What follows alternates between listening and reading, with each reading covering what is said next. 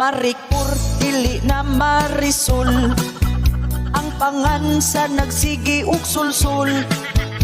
Usa ka trabahante ang naguol, kaysa iyang trabaho giputol.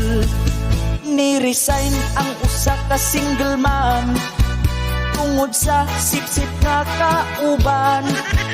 Nanabi sa iyahang amo, nga siya sikig absent sa trabaho. Tungod ra yun aning Maricor, sa amo magsigi ug sulsul. Nananghit man siya sa supervisor, pero nga nung gustong ipaputbol. Matud pa ni ining single mom, si Maricor mao ang hinungdan. Kay ang ilang amo sulsulan, maong siya ipaputbol na lang.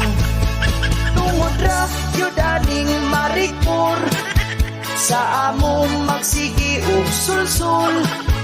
Nananghit man siya sa supervisor, pero nga nung gustong ipaputbol.